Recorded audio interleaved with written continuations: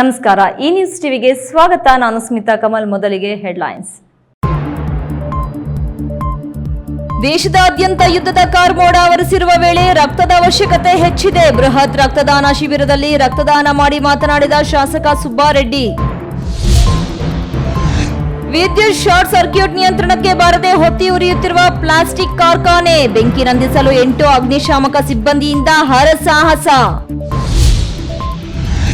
ಉಗ್ರರ ಮೇಲೆ ನಡೆಯುತ್ತಿರುವ ಪ್ರತೀಕಾರದ ದಾಳಿಗೆ ಯಶಸ್ಸು ಸಿಗಲೆಂದು ಕೋಲಾರಮ್ಮ ದೇವಿಗೆ ವಿಶೇಷ ಪ್ರಾರ್ಥನೆ ಮಾಡಿದ್ದೇನೆ. ಬಿಜೆಪಿ ರಾಜ್ಯಾಧ್ಯಕ್ಷ ಬಿವೈ ವಿಜಯೇಂದ್ರ. ಚಿಕ್ಕಬಳ್ಳಾಪುರ ಜಿಲ್ಲೆಯಲ್ಲಿ ನೀರಿಗಾಗಿ ಜಗಳ. ವಾಟದ ಹೊಸಹಳ್ಳಿ ಕೆರೆ ಆಯಿತು, ಈಗ ರಾಮಸಮುದ್ರ ಕೆರೆ ನೀರು ಶಿಡ್ಲಘಟ್ಟಕ್ಕೆ ಹರಿಸಲು ಬಿಡವು ಎಂದು ಜಿಲ್ಲಾಡಳಿತ ಕಚೇರಿ ಮುಂದೆ ಪ್ರತಿಭಟನೆ. ಈಶಾ ಸಂಸ್ಥೆ ಯಾವುದೇ ಧಾರ್ಮಿಕ ಮತ್ತು ರಾಜಕೀಯ ಸಂಘಟನೆಯೊಂದಿಗೆ ಗುರುತಿಸಿಕೊಂಡಿಲ್ಲ. ಈಶಾಗೆ 1 ಇಂಚು ಭೂಮಿ, ಹಣ ಸರ್ಕಾರದಿಂದ ಪಡೆದಿಲ್ಲ. ಸಂಘಟಕರ ಸ್ಪಷ್ಟನೆ.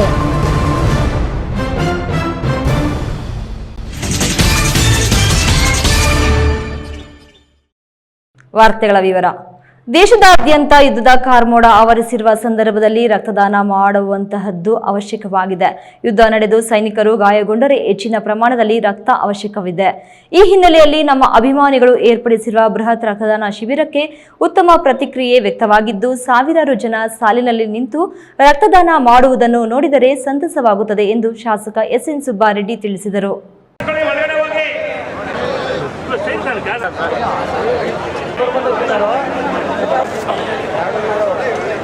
ಸಮಾಜ ಸೇವಕ ಶಾಸಕ ಎಸ್ಎನ್ ಸುಬ್ಬಾರೆಡ್ಡಿ ಅಭಿಮಾನಿ ಬಳಗದಿಂದ ಸುಬ್ಬಾರೆಡ್ಡಿರವರ ಹುಟ್ಟುಹಬ್ಬದ ಅಂಗವಾಗಿ ಭಾರತೀಯ ರೆಡ್ ಕ್ರಾಸ್ ಸಂಸ್ಥೆ ಸಹಯೋಗದೊಂದಿಗೆ ಆಯೋಜಿಸಿದ ಬೃಹತ್ ರಕ್ತದಾನ ಶಿಬಿರದಲ್ಲಿ 1700ಕ್ಕೂ ಅಧಿಕ ಯೂನಿಟ್ ರಕ್ತ ಸಂಗ್ರಹವಾಗಿದ್ದು, ಇದುವರೆಗೂ ಬಾಗೇಪಲ್ಲಿಯಲ್ಲಿ ನಡೆದ ಅತಿ ದೊಡ್ಡ ರಕ್ತದಾನ ಶಿಬಿರವಾಗಿದೆ. ಬಾಗೇಪಲ್ಲಿ ಪಟ್ಟಣದ ಬಾಲಕಿಯ ಪ್ರೌಢಶಾಲೆಯಲ್ಲಿ ಆಯೋಜಿಸಿದ ರಕ್ತದಾನ ಶಿಬಿರಕ್ಕೆ ಬೆಳಿಗ್ಗೆಯಿಂದಲೇ ಸಾವಿರಾರು ಜನ ಬಂದು ರಕ್ತದಾನ ಮಾಡಿದರು. ಯುವಕರು, ಮಹಿಳೆಯರು ಸಹ ರಕ್ತದಾನ ಮಾಡಿದ್ದು ವಿಶೇಷವಾಗಿತ್ತು. ಶಾಸಕ ಸುಬ್ಬಾರೆಡ್ಡಿರವರು ಸಹ ರಕ್ತದಾನ ಮಾಡಿ ಗಮನ ಸೆಳೆದರು.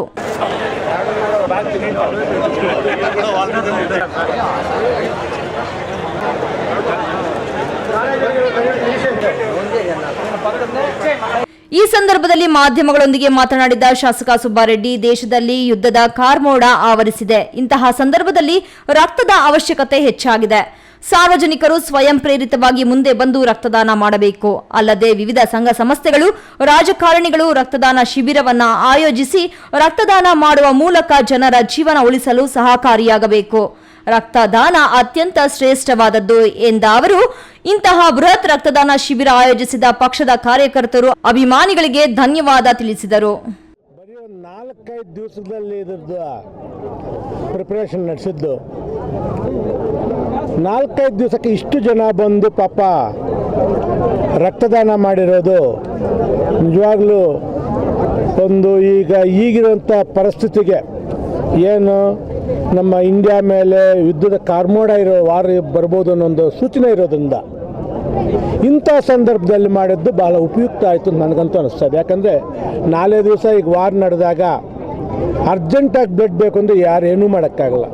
ಇಂಥ ಕ್ಯಾಂಪ್ಗಳಿಂದ ಕಲೆಕ್ಟ್ ಮಾಡಿ ರೆಡಿ ಇಟ್ಕೊಂಡಿದ್ರೆ ಖಂಡಿತವಾಗ್ಲೂ ನಮ್ಮ ದುಡಿತಾರ ನಮ್ಮ ದೇಶಕ್ಕೆ ಇರೋ ಸೈನಿಕರಿಗೆ ಒಂದು ಸಹಾಯ ಆಗುತ್ತೆ, ಬಡಬಗ್ಗರಿಗೆ ಸಹಾಯ ಆಗುತ್ತೆ ಅಂತ ನನ್ನ ಉದ್ದೇಶ. ಒಂದು ವಾರದಿಂದ ಬಂದು ನನ್ನ ಕೇಳಿದಾಗ, ನಾನು ಲಾಸ್ಟ್ ಟೈಮ್ ಮಾಡಿದಾಗ ಒಂದು 100 ರನ್ ಆಗಿತ್ತು. ಯಾರೂ ಬರಲಿಲ್ಲ ಪಾಪ, ಭಯ ಪಡ್ತಾರೆ. ನಮ್ಮ ಕಡೆ ಇಂಜೆಕ್ಷನ್ ಚುಚ್ತಾರೆ, ಏನೋ ಆಗಿಬಿಡುತ್ತೆ, ತಲೆ ಸುತ್ತಬಿಡುತ್ತೆ ಪಾಪ, ಅವರವರು ಅದು ಹಾಗಾಗಿ ಆ ಭಯಕ್ಕೆ ಬಂದಿರಲಿಲ್ಲ. ಈ ಸಲ ಸ್ವಲ್ಪ ಪರವಾಗಿಲ್ಲ. ಮುಂದಿನ ಸಲ ಮಾಡಿದಾಗ ಅವ್ರಿಗೆ ಯಾವ ಭಯನೇ ಇರಲ್ಲ. ಈ ಭಾಗದಲ್ಲಿ ಇನ್ಮೇಲೆ ಈ ರಕ್ತದಾನ ಶಿಬಿರ ಇನ್ನು ನಡೀತಾನೆ ಇರುತ್ತೆ.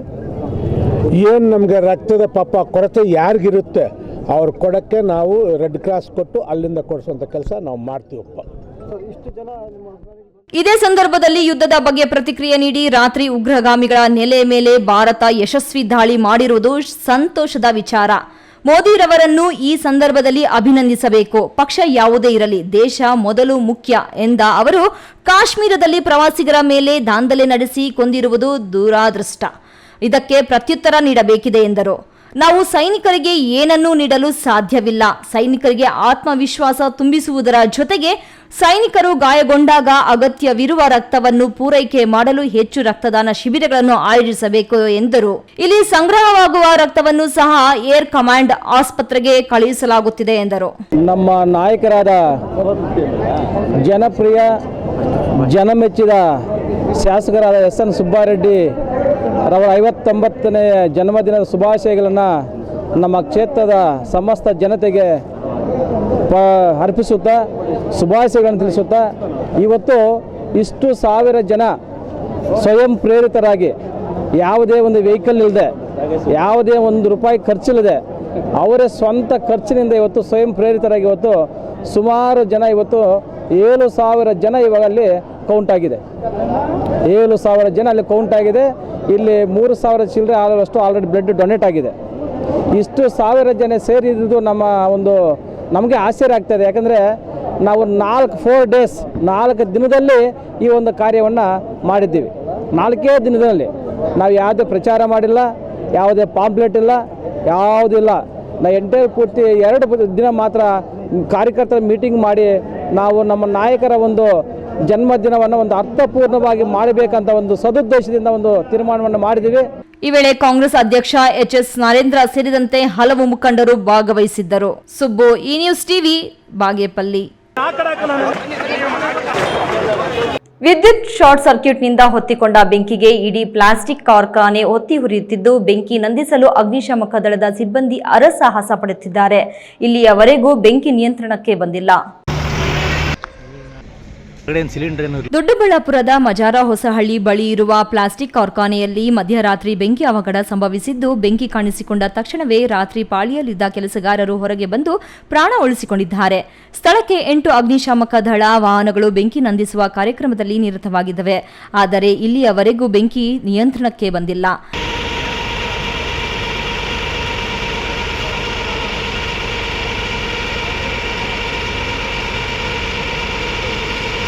ಪ್ಲಾಸ್ಟಿಕ್ ಕಾರ್ಖಾನೆಯಲ್ಲಿ ಪ್ಲಾಸ್ಟಿಕ್ಗೆ ಸಂಬಂಧಿಸಿದ ವಸ್ತುಗಳನ್ನು ತಯಾರಿಸುವ ಘಟಕವಾಗಿದ್ದು, ಮಧ್ಯರಾತ್ರಿ ವಿದ್ಯುತ್ ಶಾರ್ಟ್ ಸರ್ಕ್ಯೂಟ್ನಿಂದ ಬೆಂಕಿ ಅವಘಡ ಸಂಭವಿಸಿದೆ ಎನ್ನಲಾಗುತ್ತಿದೆ. ಕಾರ್ಖಾನೆಯಲ್ಲಿ ಪ್ಲಾಸ್ಟಿಕ್ ವಸ್ತುಗಳಿರುವ ಕಾರಣಕ್ಕೆ ಬೆಂಕಿ ಹತೋಟಿಗೆ ಬರುತ್ತಿಲ್ಲ. ಬೆಂಕಿಯನ್ನ ನಂದಿಸಲು ಮಧ್ಯರಾತ್ರಿಯಿಂದ 8 ಅಗ್ನಿಶಾಮಕ ದಳದ ಸಿಬ್ಬಂದಿ ಶ್ರಮಿಸುತ್ತಿದ್ದಾರೆ. ಕ್ಷಣ ಕ್ಷಣಕ್ಕೂ ಬೆಂಕಿಯ ಜ್ವಾಲೆಗಳು ಹೆಚ್ಚಾಗುತ್ತಲೇ ಇವೆ. ದೊಡ್ಡಬಳ್ಳಾಪುರ ಗ್ರಾಮಾಂತರ ಪೊಲೀಸ್ ಠಾಣಾ ವ್ಯಾಪ್ತಿಯಲ್ಲಿ ಘಟನೆ ನಡೆದಿದೆ. ಗುರು, ಈ ನ್ಯೂಸ್ ಟಿವಿ, ದೇವನಹಳ್ಳಿ. ಜಮ್ಮು ಕಾಶ್ಮೀರದ ಪ್ರವಾಸಿಗರ ನರಮೇಧವನ್ನು ಮಾಡಿರುವ ಪಾಕಿಸ್ತಾನ ಉಗ್ರರ ಮೇಲೆ ಪ್ರತೀಕಾರವನ್ನು ಕಳೆದ ರಾತ್ರಿ ಭಾರತೀಯ ಸೈನಿಕರಿಂದ ದಾಳಿ ಆರಂಭವಾಗಿದ್ದು, ಯಶಸ್ಸು ಸಿಗಲಿ ಎಂದು ತಾಯಿ ಕೋಲಾರಮ್ಮ ಬಳಿ ಪ್ರಾರ್ಥನೆ ಮಾಡಿದ್ದೇನೆ ಎಂದು ಬಿಜೆಪಿ ರಾಜ್ಯಾಧ್ಯಕ್ಷ ಬಿವೈ ವಿಜಯೇಂದ್ರ ಹೇಳಿದ್ದಾರೆ.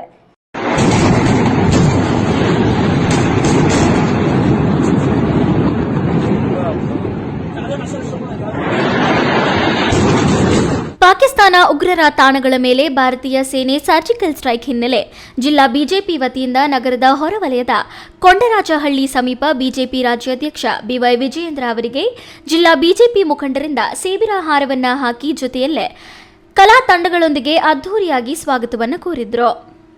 ನಂತರ ನಗರದ ದೇವತೆ ಕೋಲಾರಮ್ಮ ದೇವಾಲಯಕ್ಕೆ ಆಗಮಿಸಿ ವಿಶೇಷ ಪೂಜೆಯನ್ನ ಸಲ್ಲಿಸಿ ಬಿಜೆಪಿ ರಾಜ್ಯಾಧ್ಯಕ್ಷ ವಿಜಯೇಂದ್ರ ನಾಯಕತ್ವದಲ್ಲಿ ನಗರದ ಕೋಲಾರಮ್ಮ ದೇವರಿಗೆ ವಿಶೇಷ ಪೂಜೆಯನ್ನ ಸಲ್ಲಿಸಿದ್ರು. ಭಾರತ ಸೇನೆಯಿಂದ ಆಪರೇಷನ್ ಸಿಂಧೂರ ಹೆಸರಿನಲ್ಲಿ ಉಗ್ರರ ತಾಣಗಳ ಮೇಲೆ ದಾಳಿಯನ್ನ ಭಾರತೀಯ ಸೇನೆಯ ಹೆಮ್ಮೆಯ ಸೈನಿಕರ ಒಳಿತಿಗಾಗಿ ಕೋಲಾರ ದೇವರಿಗೆ ವಿಶೇಷ ಪೂಜೆ ಸಲ್ಲಿಸಿದ್ರು. ಇದೇ ಸಂದರ್ಭದಲ್ಲಿ ಭಾರತದ ಧ್ವಜಗಳಿಗೆ ಪೂಜೆ ಸಲ್ಲಿಕೆ, ಪಾಕಿಸ್ತಾನದ ವಿರುದ್ಧ ಆಕ್ರೋಶವನ್ನ ವ್ಯಕ್ತಪಡಿಸಿದ್ರು. ಈ ಸಂದರ್ಭದಲ್ಲಿ ಬಿಜೆಪಿ ರಾಜ್ಯಾಧ್ಯಕ್ಷ ಬಿವೈ ವಿಜಯೇಂದ್ರ ಮಾತನಾಡಿ, ರಾಜ್ಯ ಕಾಂಗ್ರೆಸ್ ದ್ವಂದ್ವ ಮತ್ತು ದೇಶ ವಿರೋಧಿ ನೀತಿಗಳಿಂದ ಉಗ್ರಗಾಮಿಗಳ ಅಟ್ಟಹಾಸ ಮಿತಿ ಮೀರಿದ್ದು, ಇದನ್ನ ಪ್ರಧಾನಿ ನರೇಂದ್ರ ಮೋದಿಯವರು ಮಟ್ಟ ಹಾಕಲು ಕಾಲ ಬಂದಿದೆ ಎಂದರು. ಕಾಂಗ್ರೆಸ್ನವರು ದೇಶ ವಿರೋಧಿ ಚಟುವಟಿಕೆಗಳಿಗೆ ಬೆಂಬಲಿಸಬಾರದು, ದೇಶದ ಪರ ಗಟ್ಟಿಯಾಗಿ ನಿಲ್ಲಬೇಕು. ಯುದ್ಧದ ಸಂದರ್ಭದಲ್ಲಿ ಟ್ವೀಟ್ನಲ್ಲಿ ಕಾಂಗ್ರೆಸ್ನವರು ಶಾಂತಿ ಸ್ಥಾಪನೆ ನಿಲುವು ಸರಿಯಿಲ್ಲ, ಇದನ್ನ ಬದಿಗಿಟ್ಟು ಸೈನಿಕರ ಪರವಾಗಿ ನಿಲ್ಲಬೇಕು ಎಂದರು.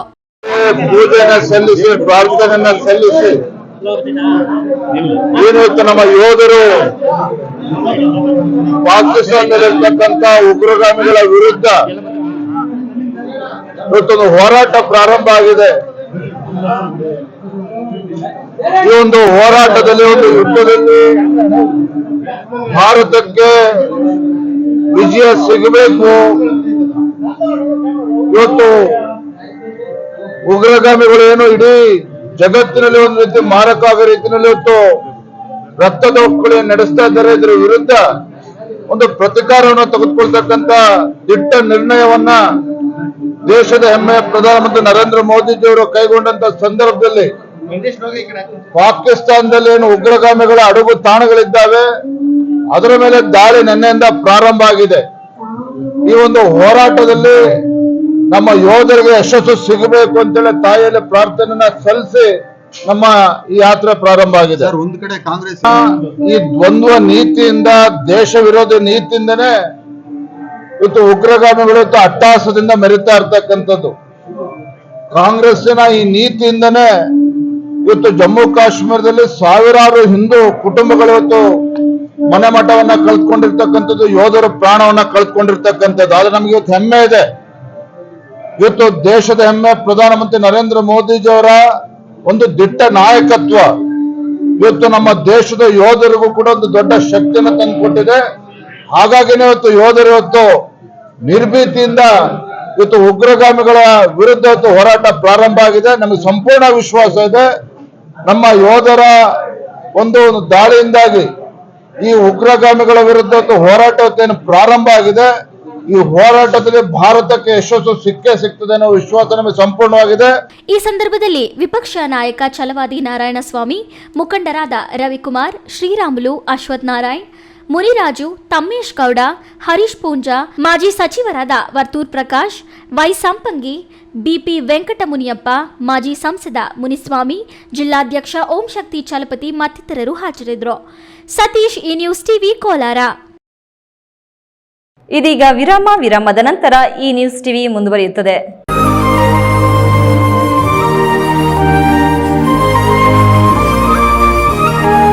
Best PU college. ಗಣಿತಶಾಸ್ತ್ರಜ್ಞ ಡಾಕ್ಟರ್ ಪಿ ರಘುನಾಥ್ ರವರ ಸಾರಥ್ಯದಲ್ಲಿ ಕಳೆದ 10 ವರ್ಷಗಳಿಂದ ಚಿಕ್ಕಬಳ್ಳಾಪುರ ಜಿಲ್ಲೆಯಲ್ಲಿ ಪ್ರತಿ ವರ್ಷ ಪಿಯುಸಿ, ಸಿಇಟಿ, ನೀಟ್ ಹಾಗೂ ಜೆಇಇ ಪರೀಕ್ಷೆಗಳಲ್ಲಿ ರಾಜ್ಯ ಮಟ್ಟದಲ್ಲಿ ಉತ್ತಮ ಫಲಿತಾಂಶವನ್ನು ಸಾಧಿಸ್ತಾ ಬಂದಿರುವ ನಮ್ಮ ಜಿಲ್ಲೆಯ number 1 PU college best PU college. ಎಸ್ಎಸ್ಎಲ್ಸಿಯಲ್ಲಿ ಅತ್ಯುತ್ತಮ ಅಂಕ ಗಳಿಸಿದ ವಿದ್ಯಾರ್ಥಿಗಳಿಗೆ ವರ್ಷಕ್ಕೆ ಕೇವಲ ₹1 ಶುಲ್ಕದಲ್ಲಿ ದಾಖಲಾತಿ ನೀಡಲಾಗುವುದು. ಲಭ್ಯವಿರುವ ಕೋರ್ಸ್ಗಳು: ವಿಜ್ಞಾನ ವಿಭಾಗ, ಪಿಸಿಎಂಬಿ, ಪಿಸಿಎಂಸಿಎಸ್. ವಿಜ್ಞಾನ ವಿಭಾಗದ ವಿದ್ಯಾರ್ಥಿಗಳಿಗೆ ನೀಟ್, ಸಿಇಟಿ ಹಾಗೂ ಜೆಇಇ ವಿಶೇಷ ತರಬೇತಿ ನೀಡಲಾಗುವುದು. ಕಾಮರ್ಸ್ ವಿಭಾಗದಲ್ಲಿ ಇಬಿಎಸಿಎಸ್ ಮತ್ತು ಸಿಎ ಫೌಂಡೇಶನ್ ತರಬೇತಿ ನೀಡಲಾಗುವುದು. ಎಂದೇ ದಾಖಲಾತಿಗೆ ಸಂಪರ್ಕಿಸಿ. ಬೆಸ್ಟ್ ಪಿಯು ಕಾಲೇಜ್, ಸಿಎಸ್ಐ ಆಸ್ಪತ್ರೆ ರಸ್ತೆ, ಚಿಕ್ಕಬಳ್ಳಾಪುರ. Mobile number 9845634201, 9535553012.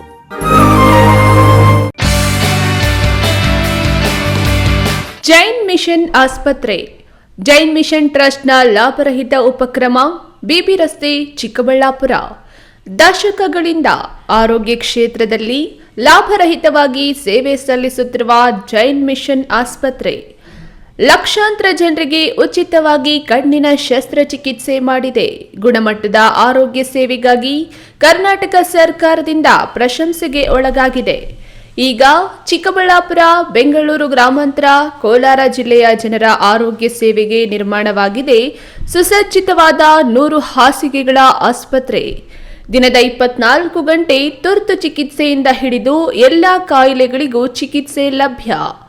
ಅತ್ಯಾಧುನಿಕ ಐಸಿಯು, ಆಪರೇಷನ್ ಥಿಯೇಟರ್, ವಿಶೇಷ ವಾರ್ಡ್, ಹೆರಿಗೆ ವಾರ್ಡ್, ಮಕ್ಕಳ ವಾರ್ಡ್, ಅತ್ಯಾಧುನಿಕ ಪ್ರಯೋಗಾಲಯ ಸೌಲಭ್ಯಗಳು ದೊರೆಯುತ್ತವೆ. ನಮ್ಮ ಆಸ್ಪತ್ರೆಯಲ್ಲಿ ಫಿಜಿಷಿಯನ್, ಹೃದಯ ತಜ್ಞರು, ಮೂಳೆ ಶಸ್ತ್ರಚಿಕಿತ್ಸೆ, ಸ್ತ್ರೀರೋಗ, ಇಎನ್ಟಿ, ಡಯಾಲಿಸಿಸ್, ಮಕ್ಕಳ ತಜ್ಞರು ಸೇರಿದಂತೆ ಎಲ್ಲಾ ಸೇವೆಗಳು ಜೈನ್ ಮಿಷನ್ ಆಸ್ಪತ್ರೆಯಲ್ಲಿ ಲಭ್ಯ. ಹೈಟೆಕ್ ಆಸ್ಪತ್ರೆ ಸೌಲಭ್ಯ ಕಡಿಮೆ ದರದಲ್ಲಿ ಲಭ್ಯ. ಲಾಭ ಮಾಡುವುದು ನಮ್ಮ ಸಂಸ್ಥೆಯ ಉದ್ದೇಶವಲ್ಲ, ಆರೋಗ್ಯ ಸೇವೆ ನಮ್ಮ ಗುರಿ. Newton integrated PU college Chikkaballapura. ದಾಖಲಾತಿಗಳು ಪ್ರಾರಂಭವಾಗಿದ್ದು ಸೈನ್ಸ್ ಪಿಸಿಎಂಬಿ, ಪಿಸಿಎಂಸಿಎಸ್ ಹಾಗೂ ಕಾಮರ್ಸ್ ಇಬಿಎಸಿಎಸ್. ಅತಿ ಕಡಿಮೆ ಶುಲ್ಕ ಮತ್ತು 20 ವರ್ಷಗಳ ಅನುಭವವಿರುವ ಅಧ್ಯಾಪಕರು. ಸತತ 4 ವರ್ಷಗಳಿಂದ 100% ಫಲಿತಾಂಶ ಪಡೆದಿದ್ದು ಜಿಲ್ಲೆ ಮತ್ತು ತಾಲೂಕಿಗೆ ಪ್ರಥಮ ಸ್ಥಾನವನ್ನು ಪಡೆದುಕೊಂಡಿರುವ ಏಕೈಕ ಸಂಸ್ಥೆ. ಪ್ರತಿನಿತ್ಯ ಸಂಜೆ 5 ರಿಂದ 7ರವರೆಗೆ ನಿರಂತರ 8 ತಿಂಗಳು ಜೆಇ, ನೀಟ್, ಸಿಇಟಿ ತರಗತಿಗಳನ್ನು ನಡೆಸುತ್ತಿದ್ದು ಪ್ರಸ್ತುತ ವರ್ಷ ನೀಟ್ನಲ್ಲಿ ಉತ್ತಮ ಅಂಕ ಗಳಿಸಿ ಶಶಿಪ್ರಸಾದ್ ಮತ್ತು ಮೋನಿಕಾ ಸರ್ಕಾರಿ ವೈದ್ಯಕೀಯ ಸೀಟು ಪಡೆದಿದ್ದಾರೆ. ಹಿಂದೆ ನಿಮ್ಮ ಮಕ್ಕಳನ್ನ ಸೇರಿಸಿ. ವಿರಾಮದ ನಂತರ ಈ ನ್ಯೂಸ್ ಟಿವಿಗೆ ಸ್ವಾಗತ. ಚಿಕ್ಕಬಳ್ಳಾಪುರ ಜಿಲ್ಲೆಯಲ್ಲೂ ನೀರಿಗಾಗಿ ಜಗಳ ಪ್ರಾರಂಭವಾಗಿದೆ. 16 ವರ್ಷಗಳ ಹಿಂದೆ ಜಕ್ಕಲಮಡುಗು ಜಲಾಶಯ ನೀರು ದೊಡ್ಡಬಳ್ಳಾಪುರ ಹರಿಸುವ ವಿಷಯದಲ್ಲಿ ವಿವಾದವೆದ್ದಿತ್ತು. ಅಂತೆಯೇ ಗೌರಿಬಿದನೂರು ನಗರಕ್ಕೆ ವಾಟದ ಹೊಸಹಳ್ಳಿ ಕೆರೆ ನೀರು ಹರಿಸುವ ಯೋಜನೆಗೆ ಕೆರೆ ಅಚ್ಚುಕಟ್ಟುದಾರರು ತೀವ್ರ ಪ್ರತಿಭಟನೆ ನಡೆಸಿರುವ ಬೆನ್ನಲ್ಲೇ ಈಗ ಶಿಡ್ಲಘಟ್ಟ ತಾಲೂಕು ಎಸ್ ದೇವಗನಹಳ್ಳಿಯ ರಾಮಸಮುದ್ರ ಕೆರೆಯ ನೀರು ಶಿಡ್ಲಘಟ್ಟ ನಗರಕ್ಕೆ ಹರಿಸುವ ಯೋಜನೆ ಸಿದ್ಧವಾಗುತ್ತಿದೆ ಎಂಬ ಮಾಹಿತಿ ಹಿನ್ನೆಲೆಯಲ್ಲಿ ರಾಮಸಮುದ್ರ ಕೆರೆ ಅಚ್ಚುಕಟ್ಟುದಾರರು ಎಚ್ಚೆತ್ತುಕೊಂಡು ಇಂದು ಜಿಲ್ಲಾಧಿಕಾರಿಗಳ ಕಚೇರಿ ಮುಂದೆ ಪ್ರತಿಭಟನೆ ನಡೆಸಿ ವಿರೋಧ ವ್ಯಕ್ತಪಡಿಸಿದ್ದಾರೆ.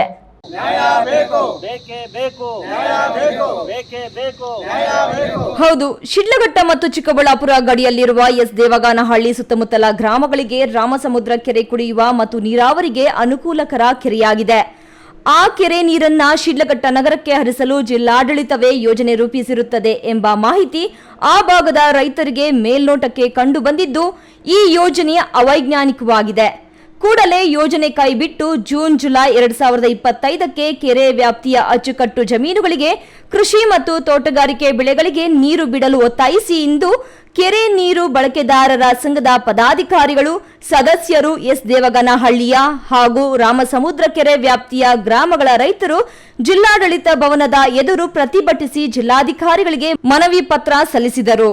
ಅಪರ ಜಿಲ್ಲಾಧಿಕಾರಿಗಳಿಗೆ ಸಲ್ಲಿಸಲಾದ ಮನವಿ ಪತ್ರದಲ್ಲಿ ಮನವಿದಾರರು ಜಿಲ್ಲೆಯ ಸಾದಲಿ ಹೋಬಳಿ ಎಸ್ ದೇವಗನಹಳ್ಳಿ ರಾಮಸಮುದ್ರ ಕೆರೆಯು 1889ರಲ್ಲಿ ಸ್ಥಾಪನೆಯಾಗಿ 1894ರಲ್ಲಿ ಉದ್ಘಾಟನೆ ಮಾಡಿದ ಶ್ರೀ ಜಯಚಾಮರಾಜೇಂದ್ರ ಒಡೆಯರ್ ಅಂದಿನ ಮುಖ್ಯ ಮಂಡಲದ ಕಾರ್ಯದರ್ಶಿಯಾದ ಶೇಷಗಿರಿ ಅಯ್ಯರ್ ರವರು ಉದ್ಘಾಟನೆ ಮಾಡಿ ಕೃಷಿ ಬಳಕೆಗೆಂದೇ ಕೆರೆಯನ್ನು ನಿರ್ಮಿಸಿದ್ದು ಈ ಭಾಗಕ್ಕೆ ಈ ಕೆರೆಯೇ ಆಸರಿಯಾಗಿದ್ದು ಕೆರೆಯು 3 ಬಾರಿ ಕೋಡಿ ಹರಿದಿದೆ.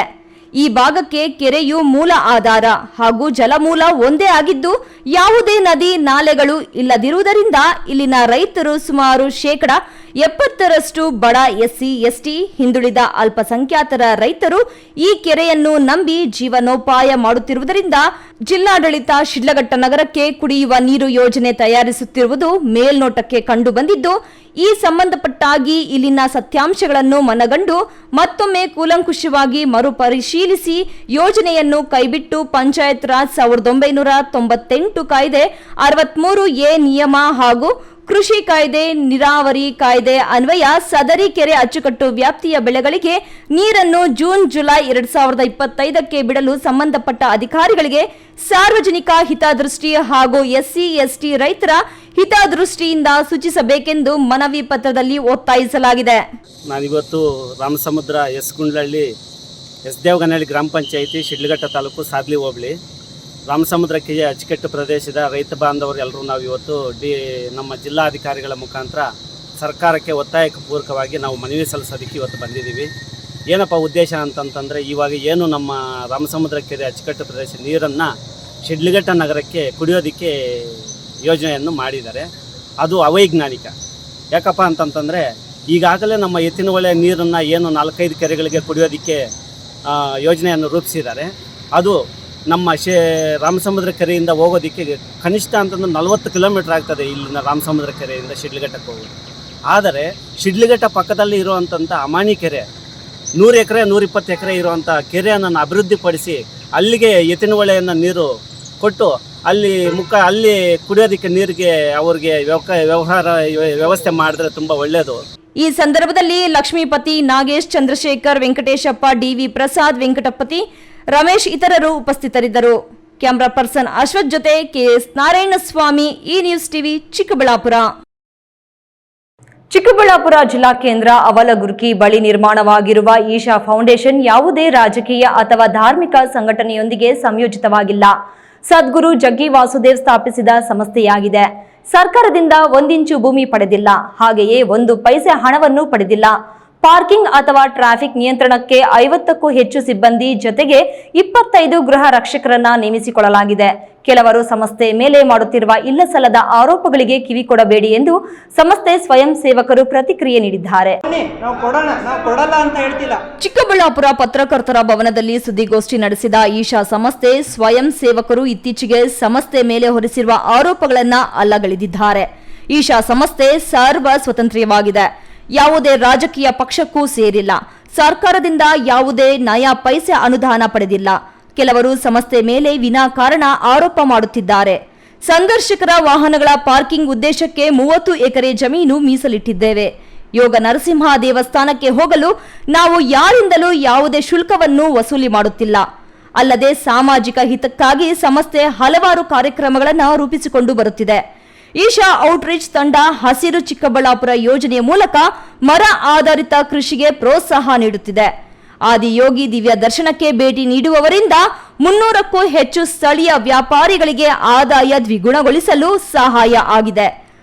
ಪರೋಕ್ಷವಾಗಿ 4 ರಿಂದ 5 ಸಾವಿರ ಜನರಿಗೆ ಉದ್ಯೋಗಗಳು ಸೃಷ್ಟಿಯಾಗಿವೆ. ಮೊಬೈಲ್ ಆರೋಗ್ಯ ಚಿಕಿತ್ಸಾಲಯ ಮೂಲಕ ಹಳ್ಳಿಗೂ ಆರೋಗ್ಯ ಶಿಬಿರಗಳನ್ನು ಆಯೋಜಿಸಲಾಗುತ್ತಿದೆ. ಯೋಗ ಶಿಬಿರ ಮತ್ತು ತರಬೇತಿಗಳನ್ನು ನೀಡುತ್ತಿದ್ದೇವೆ. ಗ್ರಾಮೀಣ ಕ್ರೀಡಾಕೂಟಗಳ ಮೂಲಕ ಪ್ರತಿಭೆಗಳಿಗೆ ವೇದಿಕೆ ರೂಪಿಸುತ್ತಿದ್ದೇವೆ. ಇಂತಹ ಸಂಸ್ಥೆ ವಿರುದ್ಧ ಕೆಲವರು ಇಲ್ಲಸಲ್ಲದ ಆರೋಪ ಮಾಡುತ್ತಿರುವುದು ಎಷ್ಟರ ಮಟ್ಟಿಗೆ ಸರಿ ಎಂದು ಪ್ರಶ್ನಿಸುತ್ತಿದ್ದಾರೆ. ಒಂದೊಂದೇ ಸ್ಟೆಪ್ ಅಲ್ಲಿ ಹೋಗ್ತಾ ಇದ್ದೀವಿ. ಇವಾಗ ನೆಕ್ಸ್ಟ್ ಬರೋದು ದೇವಸ್ಥಾನ ಬರ್ತಾ ಇದೆ. ಅದಾದ್ಮೇಲೆ ಸಂಸ್ಕೃತಿ ಸ್ಕೂಲು ಬರುತ್ತೆ. ಒಂದೇ ಸರಿ ಆಗಲ್ಲ, ಟೈಮ್ ಹಿಡಿಯುತ್ತೆ ಎಲ್ಲ ಮಾಡೋದು. ನಾವು ಒಂದು ಸ್ಟೇಜ್ ಆಗಿದೆ, ಇಷ್ಟು ಟೆಂಪಲ್ಸ್ ಇದೆ. ಇದಾದ್ಮೇಲೆ ನೆಕ್ಸ್ಟ್ ಸ್ಟೆಪ್ಪಲ್ಲಿ ಏನಾಗ್ತಾ ಇದೆ, ಆಮೇಲೆ ಯಾವ್ಯಾವ ಕ್ಲಾಸಸ್ ಫ್ರೀ ಮಾಡ್ತಾ ಇದ್ವಿ ಅದೆಲ್ಲ ಹೇಳ್ತಾ ಇದ್ವಿ. ನೆಕ್ಸ್ಟ್ ಗುರುಕುಲ್ ಸ್ಕೂಲು ಸ್ಟಾರ್ಟ್ ಮಾಡ್ತಾ ಇದ್ವಿ. ಅದಕ್ಕೆ ಇವಾಗಲಿಂದ ನಾವು ಹೇಳಕ್ಕಾಗಲ್ಲ, ಯಾಕಂದ್ರೆ ನಾಳೆ ಸರ್ಕಾರಿ ಆಗ್ಲಿ ಅರಣ್ಯ ಜಮೀನಾಗ್ಲಿ ಒತ್ತುವರಿ ಆಗಿಲ್ಲ. ಸರ್ಕಾರದಿಂದ ಆಗಲಿ ಅಥವಾ ಯಾರಿಂದ ಆಗಲಿ ನಾವು 1 ಇಂಚು ಜಮೀನನ್ನು ಕೊಂಡ್ಕೊಂಡಿಲ್ಲ. ಸರ್ಕಾರ ಯಾವುದೇ ಜಮೀನು ಕೊಟ್ಟಿಲ್ಲ. ಆಯ್ತಾ, ನಮ್ದೇನು ಜಮೀನಿದೆ ಅದೆಷ್ಟಿದೆ ಅಂತ ನಂಗೆ ನಿಖರವಾದ ಮಾಹಿತಿ ಗೊತ್ತಿಲ್ಲ. ಆದ್ರೆ ಎಷ್ಟೆಲ್ಲ ಇದೆ ನಮ್ದು ಅಂತ ಅದೇ ಹೇಳ್ತಾ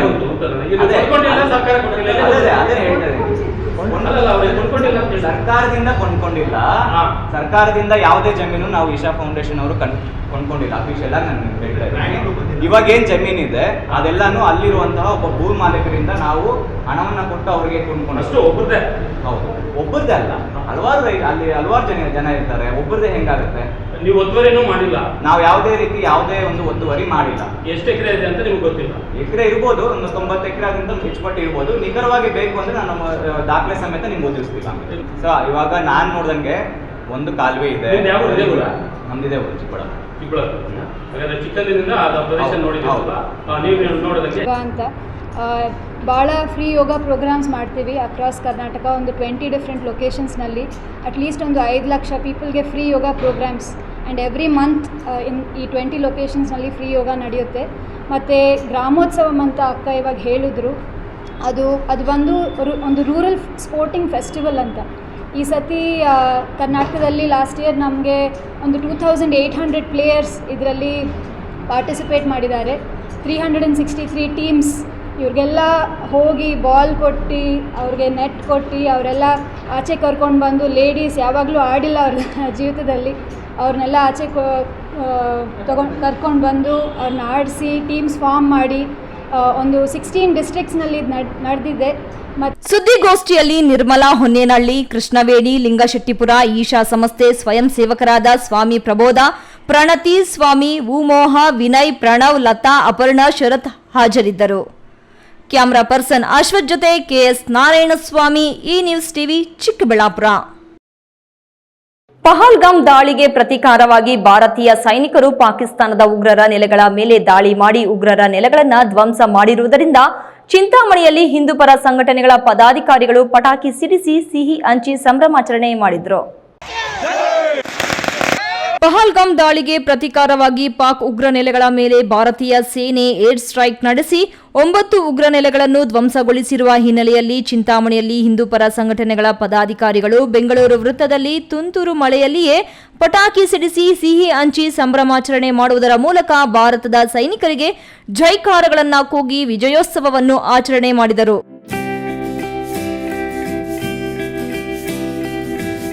ಈ ವಿಜಯೋತ್ಸವದಲ್ಲಿ ಎಲ್ಲಾ ಹಿಂದೂಪರ ಸಂಘಟನೆಗಳ ಮುಖಂಡರು, ನಿವೃತ್ತ ಸೈನಿಕರು ಮತ್ತಿತರರು ಪಾಲ್ಗೊಂಡಿದ್ದರು. ಬಿ ದೇವಪ್ಪ, ಈ ನ್ಯೂಸ್ ಟಿವಿ, ಚಿಂತಾಮಣಿ.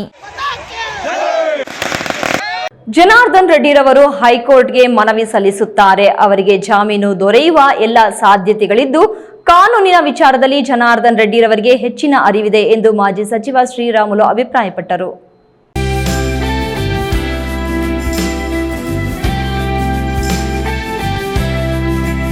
ದೇವನಹಳ್ಳಿಯಲ್ಲಿ ಖಾಸಗಿ ಕಾರ್ಯಕ್ರಮವೊಂದಕ್ಕೆ ಆಗಮಿಸಿದ ಸಂದರ್ಭದಲ್ಲಿ ಹಳೆಯ ವೈಷಮ್ಯಗಳನ್ನು ಮರೆತು ಜನಾರ್ದನ್ ರೆಡ್ಡಿ ಪರ ಮಾತು ಆರಂಭಿಸಿದ ಶ್ರೀರಾಮುಲು, ಅಕ್ರಮ ಮೈನಿಂಗ್ ವಿಚಾರವಾಗಿ ಜೈಲು ಶಿಕ್ಷೆ ಘೋಷಿಸಿದ ನ್ಯಾಯಾಲಯ ಬಗ್ಗೆ ದೇಶದ ಕಾನೂನು ವ್ಯವಸ್ಥೆಯ ಮೇಲೆ ಸಂಪೂರ್ಣ ನಂಬಿಕೆ ಇದೆ.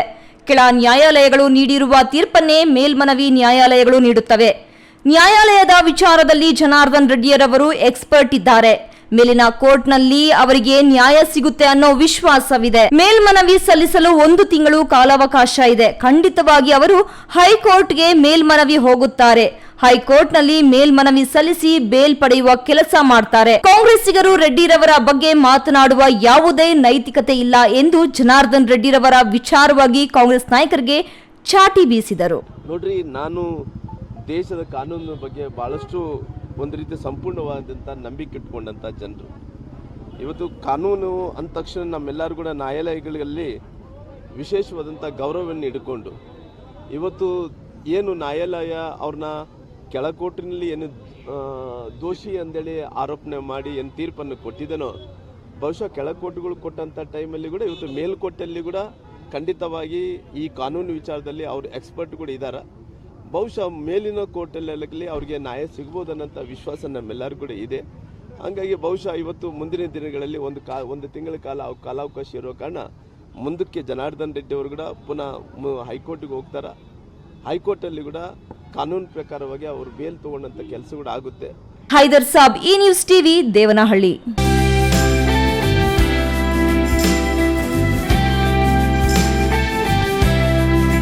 ಆರ್ಯ ವೈಶ್ಯರು ತಮ್ಮ ಕುಲದೇವತೆಯಾದ ವಾಸವಿ ಮಾತೆ ಜಯಂತಿಯನ್ನು ವೈಭವಯುತವಾಗಿ ಅಲ್ಲದೆ ಸೇವಾ ಕಾರ್ಯಗಳನ್ನು ಮಾಡುವ ಮುಖಾಂತರ ಆಚರಿಸುತ್ತಿರುವುದು ಅಭಿನಂದನೀಯ ಎಂದು ಶಾಸಕ ಪುಟ್ಟಸ್ವಾಮಿಗೌಡ ಹೇಳಿದರು.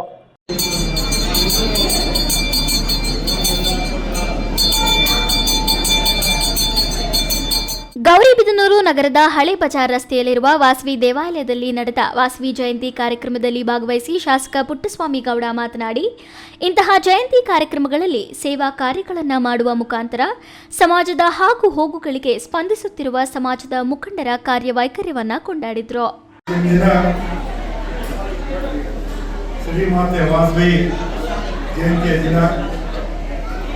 ಗೌರಿಬಿದನೂರಿನಲ್ಲಿ ಸತತವಾಗಿ 54 ವರ್ಷಗಳಿಂದಲೂ ಕೂಡ ನಮ್ಮ ವಿಶೇಷವಾಗಿ ನಗರದ ಜನತೆ, ಅದರಲ್ಲೂ ವಿಶೇಷವಾಗಿ ಆರ್ಯ ಸಮಾಜದವರು, ಆರ್ಯ ಸಮಾಜದ ಎಲ್ಲರಿಗೂ ದೇವತೆ ವಾಸವಿ ತಾಯಿ ಮೂಲ ತಾಯಿ ಆದರೂ ಕೂಡ ಕ್ರಿಸ್ತಪೂರ್ವ 1000 ವರ್ಷಗಳಿಂದಲೂ ಕೂಡ ತಾಯಿಯನ್ನ ಬಂದಿದೆ.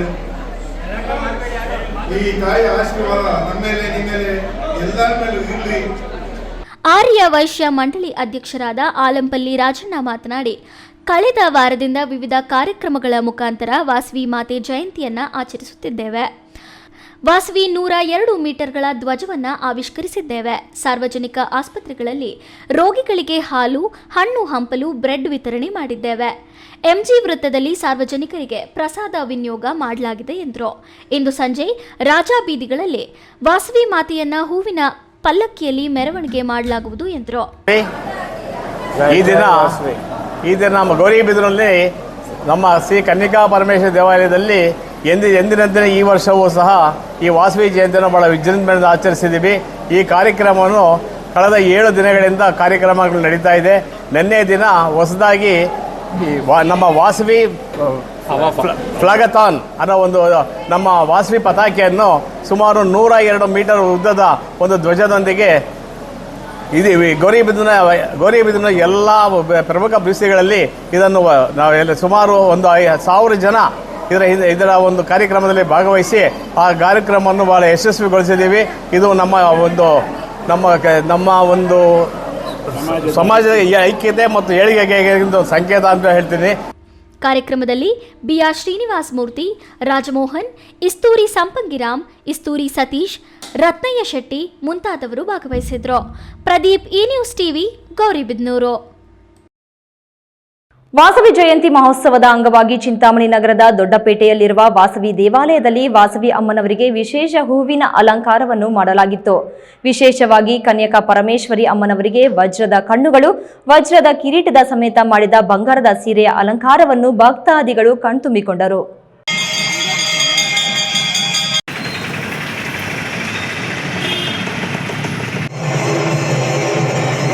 ವಾಸವಿ ಜಯಂತಿ ಪ್ರಯುಕ್ತ ಚಿಂತಾಮಣಿ ನಗರದ ದೊಡ್ಡಪೇಟೆಯಲ್ಲಿರುವ ವಾಸವಿ ದೇವಾಲಯ ಹಾಗೂ ಎನ್ಆರ್ ಬಡಾವಣೆಯಲ್ಲಿರುವ ಕನ್ಯಕಾ ಪರಮೇಶ್ವರಿ ಹಾಗೂ ಸುಭಾಷ್ ರಸ್ತೆಯ ವಾಸವಿ ಕನ್ಯಕಾ ಪರಮೇಶ್ವರಿ ದೇವಾಲಯಗಳಿಗೆ ಜನಸಾಗರವೇ ಹರಿದು ಬಂದಿತ್ತು. ವಾಸವಿ ಜಯಂತಿ ಮಹೋತ್ಸವದ ಅಂಗವಾಗಿ ಚಿಂತಾಮಣಿ ನಗರದ ದೊಡ್ಡಪೇಟೆಯಲ್ಲಿರುವ ವಾಸವಿ ದೇವಾಲಯದಲ್ಲಿ ವಾಸವಿ ಅಮ್ಮನವರಿಗೆ ವಾಸವಿ ಅವತಾರ ಅಲಂಕಾರ, ವಿಶೇಷ ಆಭರಣಗಳ ಅಲಂಕಾರ ಹಾಗೂ ಹೂವಿನ ಅಲಂಕಾರಗಳನ್ನು ಮಾಡಲಾಗಿತ್ತು.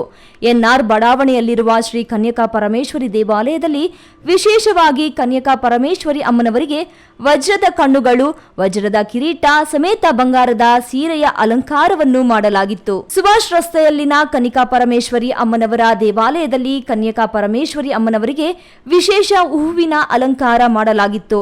ಬೆಳಿಗ್ಗೆಯಿಂದಲೇ ಅಮ್ಮನವರಿಗೆ ರುದ್ರಾಭಿಷೇಕ, ಸ್ಥಾಪಿತ ಕಲಶಾರ್ಚನೆ, ಪ್ರಧಾನ ಹೋಮ, ಬಲಿಹರಣ, ಪೂರ್ಣಾಹುತಿ, ಕೌಮಾರಿ ಪೂಜೆ, ವೇದ ಪಾರಾಯಣಗಳನ್ನು ನಡೆಸಲಾಯಿತು. ಇನ್ನು ವಾಸವಿ ಜಯಂತಿ ಅಂಗವಾಗಿ ದೇವಾಲಯಕ್ಕೆ ಆಗಮಿಸಿದ ಎಲ್ಲಾ ಭಕ್ತಾದಿಗಳಿಗೆ ಆರ್ಯ ವೈಶ್ಯ ಕುಲ ಬಾಂಧವರಿಂದ ಬೂರಿ ಅನ್ನ ಸಂತರ್ಪಣೆಯನ್ನು ಮಾಡಲಾಯಿತು. ವಾಸವಿ ಜಯಂತಿ ಪ್ರಯುಕ್ತ ಸಮಸ್ತ ಆರ್ಯ ವೈಶ್ಯ ಕುಲ ಬಾಂಧವರು ತಮ್ಮ ವ್ಯಾಪಾರ ವಹಿವಾಟುಗಳನ್ನು ಬಂದ್ ಮಾಡಿ ವಾಸವಿ ಜಯಂತಿ ಕಾರ್ಯಕ್ರಮದಲ್ಲಿ ಪಾಲ್ಗೊಂಡಿದ್ದರು. ಬಿ ದೇವಪ್ಪ, ಈ ನ್ಯೂಸ್ ಟಿವಿ, ಚಿಂತಾಮಣಿ.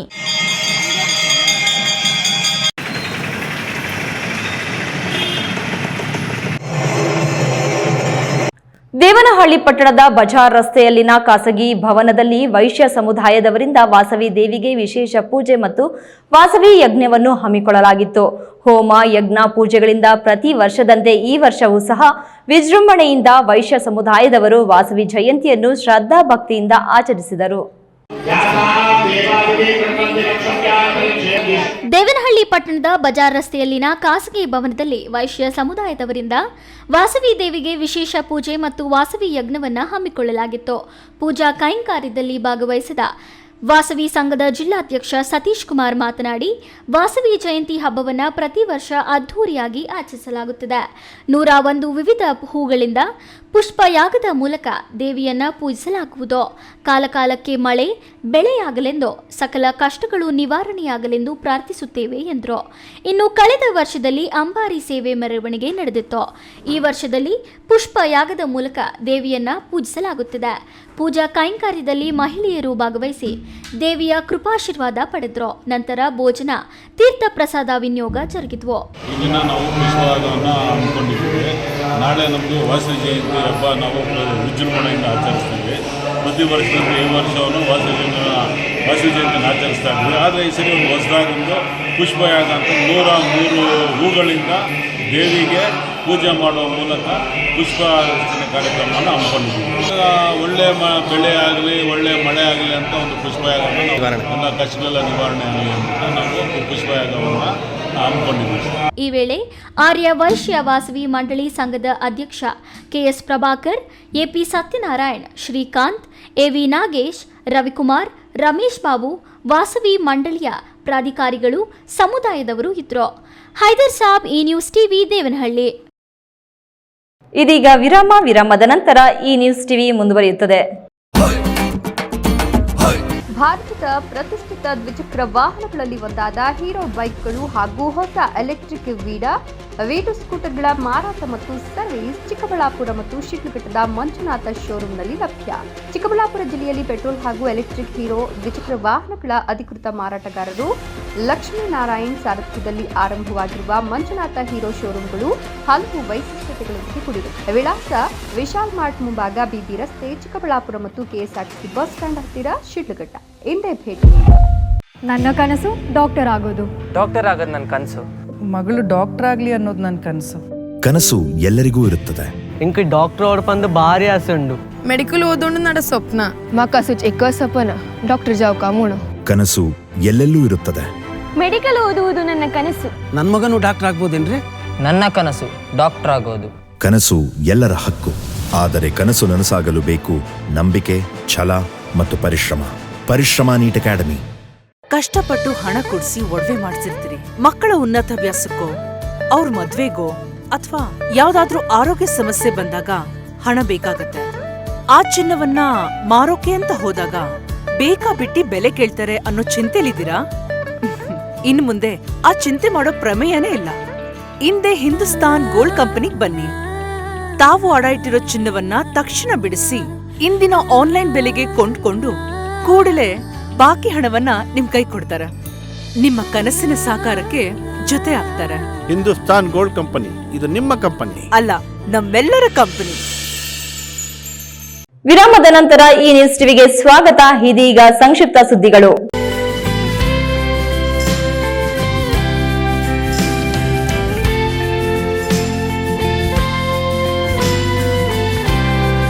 ದೇಶದ ಜನ ನಮ್ಮ ಸೈನಿಕರ ಕಾರ್ಯಾಚರಣೆಗೆ ಹೆಮ್ಮೆ ಪಡುತ್ತಿದೆ. ಎಲ್ಲಿ ಯಾವ್ಯಾವ ಟೆರರಿಸ್ಟ್ ಕ್ಯಾಂಪ್ಗಳು ಇದ್ದಾವೋ ಅವುಗಳ ಮೇಲೆ ದಾಳಿ ಮಾಡಿದ್ದರೆ ಈ ಸಂದರ್ಭದಲ್ಲಿ ಎಲ್ಲಾ ಪಕ್ಷದವರು ಒಟ್ಟಾಗಿ ಹೊಂದಾಗಿ ಇರಬೇಕು ಎಂಬುದು ಪ್ರತಿಯೊಬ್ಬರ ಅಪೇಕ್ಷೆ. ಕಾಂಗ್ರೆಸ್ ಪಕ್ಷದವರು ಸಹ ದೇಶದ ಜೊತೆ ಇಂತಹ ಸಂದರ್ಭದಲ್ಲಿ ನಿಲ್ಲಬೇಕು ಎಂದು ಬೆಂಗಳೂರು ಗ್ರಾಮಾಂತರ ಜಿಲ್ಲೆ ದೇವನಹಳ್ಳಿ ಪಟ್ಟಣಕ್ಕೆ ಖಾಸಗಿ ಕಾರ್ಯಕ್ರಮದ ಪ್ರಯುಕ್ತ ಭೇಟಿ ನೀಡಿದ್ದ ವೇಳೆ ಬಿಜೆಪಿ ರಾಜ್ಯಾಧ್ಯಕ್ಷ BY ವಿಜಯೇಂದ್ರ ಹೇಳಿದ್ದಾರೆ.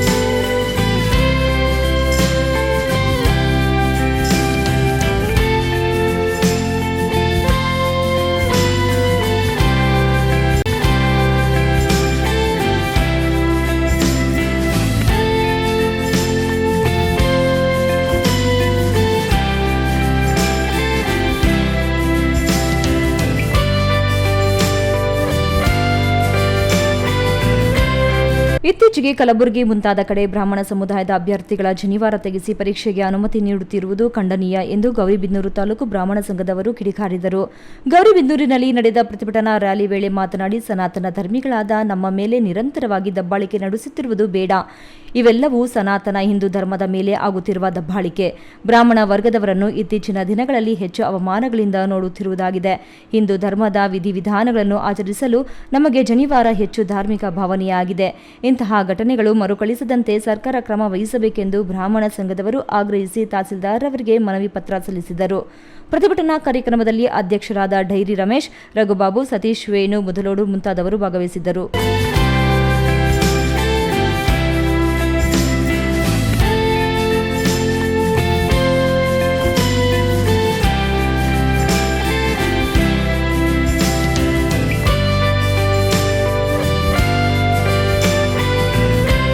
ಕೊನೆಯದಾಗಿ ಮತ್ತೊಮ್ಮೆ ಮುಖ್ಯಾಂಶಗಳು. ದೇಶದಾದ್ಯಂತ ಯುದ್ಧದ ಕಾರ್ಮೋಡ ಆವರಿಸಿರುವ ವೇಳೆ ರಕ್ತದ ಅವಶ್ಯಕತೆ ಹೆಚ್ಚಿದೆ. ಬೃಹತ್ ರಕ್ತದಾನ ಶಿಬಿರದಲ್ಲಿ ರಕ್ತದಾನ ಮಾಡಿ ಮಾತನಾಡಿದ ಶಾಸಕ ಸುಬ್ಬಾರೆಡ್ಡಿ. ವಿದ್ಯುತ್ ಶಾರ್ಟ್ ಸರ್ಕ್ಯೂಟ್ ನಿಯಂತ್ರಣಕ್ಕೆ ಬಾರದೆ ಹೊತ್ತಿ ಉರಿಯುತ್ತಿರುವ ಪ್ಲಾಸ್ಟಿಕ್ ಕಾರ್ಖಾನೆ. ಬೆಂಕಿ ನಂದಿಸಲು 8 ಅಗ್ನಿಶಾಮಕ ಸಿಬ್ಬಂದಿಯಿಂದ ಹರಸಾಹಸ. ಉಗ್ರರ ಮೇಲೆ ನಡೆಯುತ್ತಿರುವ ಪ್ರತೀಕಾರದ ದಾಳಿಗೆ ಯಶಸ್ಸು ಸಿಗಲೆಂದು ಕೋಲಾರಮ್ಮ ದೇವಿಗೆ ವಿಶೇಷ ಪ್ರಾರ್ಥನೆ ಮಾಡಿದ್ದೇನೆ. ಬಿಜೆಪಿ ರಾಜ್ಯಾಧ್ಯಕ್ಷ BY ವಿಜಯೇಂದ್ರ. ಚಿಕ್ಕಬಳ್ಳಾಪುರ ಜಿಲ್ಲೆಯಲ್ಲಿ ನೀರಿಗಾಗಿ ಜಗಳ. ವಾಟದ ಹೊಸಹಳ್ಳಿ ಕೆರೆ ಆಯಿತು, ಈಗ ರಾಮಸಮುದ್ರ ಕೆರೆ ನೀರು ಶಿಡ್ಲಘಟ್ಟಕ್ಕೆ ಹರಿಸಲು ಬಿಡುವು ಎಂದು ಜಿಲ್ಲಾಡಳಿತ ಕಚೇರಿ ಮುಂದೆ ಪ್ರತಿಭಟನೆ. ಈಶಾ ಸಂಸ್ಥೆ ಯಾವುದೇ ಧಾರ್ಮಿಕ ಮತ್ತು ರಾಜಕೀಯ ಸಂಘಟನೆಯೊಂದಿಗೆ ಗುರುತಿಸಿಕೊಂಡಿಲ್ಲ. ಈಶಾಗೆ 1 ಇಂಚು ಭೂಮಿ, ಹಣ ಸರ್ಕಾರದಿಂದ ಪಡೆದಿಲ್ಲ. ಸಂಘಟಕರ ಸ್ಪಷ್ಟನೆ. ದಿನನಿತ್ಯದ ವೈಭವೀಕರಣವಿಲ್ಲದ ನೈಜ ಸುದ್ದಿಗಳಿಗಾಗಿ ತಪ್ಪದೇ ವೀಕ್ಷಿಸಿ ಈ ನ್ಯೂಸ್ ಟಿವಿ.